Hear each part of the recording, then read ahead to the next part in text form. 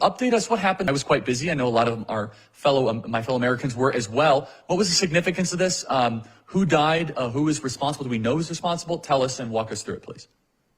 So there was a helicopter crash, which at the beginning they called a hard landing. Talk about making something seem like something else. So they called it a hard landing. The helicopter crashed with 5 of the top Iranian leaders, including Raisi, who's essentially like the prime minister. They call him the president.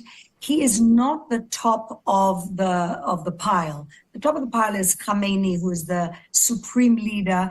He's the guy who calls the shots, but this guy is like his COO, his operations person, who actually runs the whole country, along with his foreign minister and another few very important top echelon leaders of the Islamic Republic of Iran.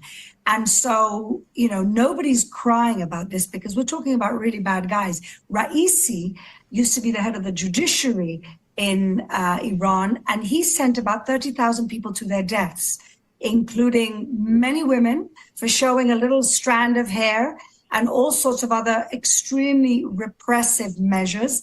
He was a very bad guy. And in Iran, there are quiet celebrations of the fact that he died. Many people whose families died in the hands of who they call the Butcher of Tehran. That was his nickname, the Butcher of Tehran. The question is, does this change anything? Is this going to collapse the Islamic Republic of Iran? And unfortunately, I think there'll be a little bit of temporary chaos. But unfortunately, the supreme leader, Khamenei, is still in charge. I mean, he's 85 years old, but he's still in charge, and he's a really, really bad guy.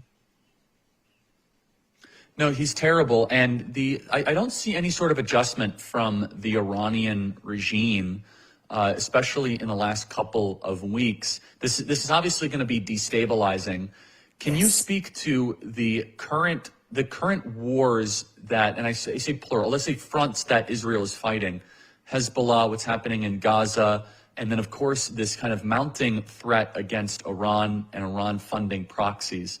It is hard for us to get accurate and legitimate information here. What is going on the ground? Give us an update of these different theaters of war that Israel is currently engaged in.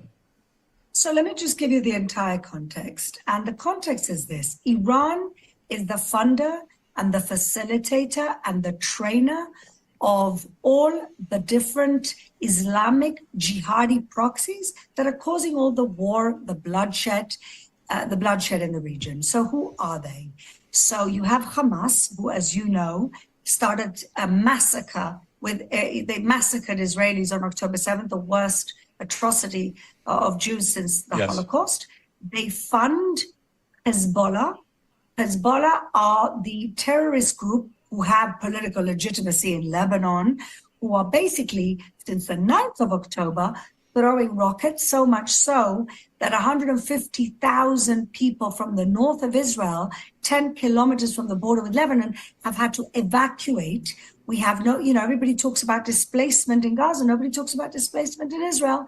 And in Israel, we have about 100,000 people who've been displaced from the north because they are being shelled every single day by Hezbollah, who are directly funded and trained by Iran. They've destroyed Lebanon through Hezbollah. They've completely destroyed Syria because Iran came in to help Assad, who killed 500,000 of his own people, including through chemical attack. And so they've been funding, and they've essentially destroyed any type of autonomy that Syria ever had. They're funding the Houthis, who have killed American servicemen and women. They have bases in Iraq, which is a place where Iraq attacks the rest of the region. And they've also involved in some ways with the Taliban. So basically, all of the major Islamic jihadi fundamentalist elements are funded, encouraged, and trained by Iran. So Iran is essentially the head of the snake. That's what's going on here. And you have a situation where the world are basically appeasing Iran instead of dealing with Iran and working towards regime change, which essentially will solve the entire problems of the Middle East. So, Fleur, help me understand this. So the American government just came out. The State Department just sends its condolences to the Islamic regime after the death of this butcher, Raisi. I look at this from a domestic political angle. Joe Biden is very worried that he's going to lose political power soon, and he's worried about Arab voters in Michigan. In Israel, do you guys feel as if America has your back, or is it Joe Biden playing both sides? It seems as if he talks a good game, but he's trying to prevent your rightful invasion of Rafah and hold back weapons. He's now sending condolences to this maniac in Tehran. Do you believe that Joe Biden has Israel's back? Well, I think Joe Biden is talking from two sides of his mouth, as we say, right? So on the one hand, he's provided unprecedented military aid to Israel. He came here, the first ever American president to come to Israel at the beginning, in the middle of a terrible war. Like I said, the aid has been unprecedented. But on the other side, for whatever reasons he has, and I try not to get involved in other people's domestic political issues, he's somehow trying to tie Israel's hand behind our backs. But I don't know whether he realizes or he doesn't realize, he's basically giving a shot in the arm to all of those terrorists that are looking at what's going on, America trying to tie Israel's back and saying, well, we don't have to make a deal to release the hostages because we have a default temporary ceasefire because Biden is not letting Israel go in and attack Rafah. Now, why do we want to go to Rafah? We want to go to Rafah because that's where Sinwar is. Sinwar is our Osama bin Laden. He's in Rafah. Our hostages are in Rafah. The last 4 battalions of terrorists, Hamas, are in Rafah. So on the one hand, Biden wants us to win the war. He says he wants us to eliminate Hamas, who are a clear and present danger to Israel. They're an existential threat to Israel. But on the other hand, he's tying our hands behind our back and saying, no, don't go too far. Yeah, it is really it's something to witness here that is quite remarkable.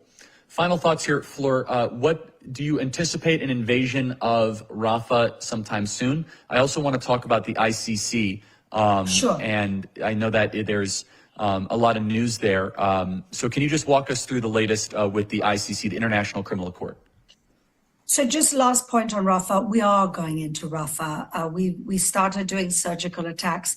We've moved 1 million people out of Rafah. What people said it was impossible to do, we've done it because Israel does not want to harm innocent civilians. We have the lowest casualty per terrorist in the last 100 years of warfare.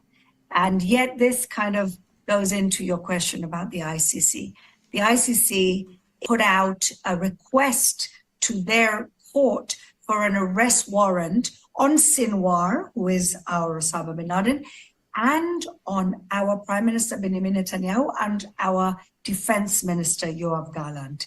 Now, this is honestly a despicable move by the ICC, which is obviously a politicized court, which is kind of a sidekick of the UN, which, as you know, Charlie, is a highly politicized body which whitewashes the human rights violations of so many dictatorships around the world by giving them equal status with countries like the United States and Israel, who are democracies. There's no difference.